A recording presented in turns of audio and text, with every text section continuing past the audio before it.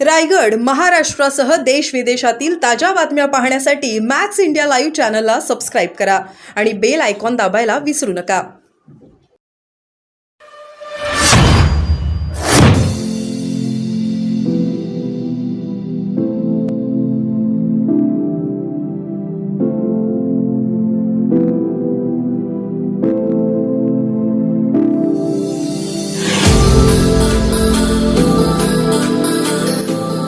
मुख्यमंत्र्यांची भेट घ्यायला आलो होतो.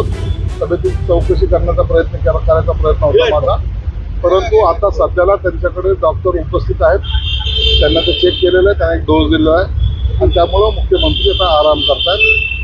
डॉक्टरांनी त्यांना कम्प्लिटली बेड रेस्टचा सल्ला दिलेला आहे, म्हणून ते आता कुणाची भेट घेणार नाहीत, कुणाला भेटणार सुद्धा नाही.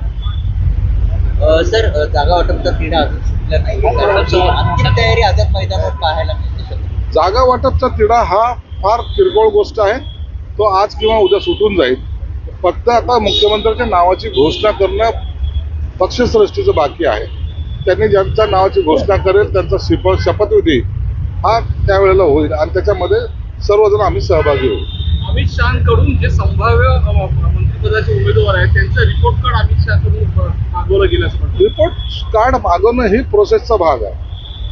ज्याला मंत्री करायचं त्यांचे रिपोर्ट कार्ड्स मागवणं, संबंधित पोलीस स्टेशनकडनं सुद्धा म्हणजे SP असेल, CP असेल, त्या भागाकडून CID असेल, IB असेल, याच्याकडून सर्वांकडून त्याच्याबद्दलची माहिती ही मागवली जाते, दरवेळेला मागवली जाते.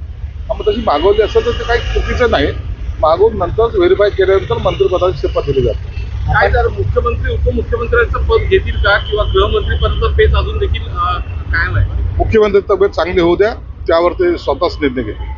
सर, आजारीपणाचा बहाणा हा फक्त शिंदे सरकारकडून केला जातो असं विरोधकांचं म्हणणं आहे. विरोधक काय म्हणतात, अहो एकनाथ शिंदे आहेत, ते असे आजारपणाचे बहाणे करून पळणारे नाही, ते लढणारे आहेत.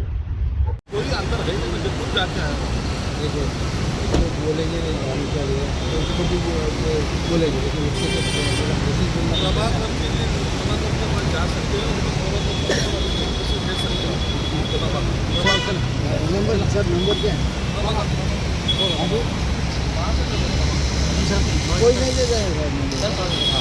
कैमरा थोड़ा मांगी किससे मिलेगा?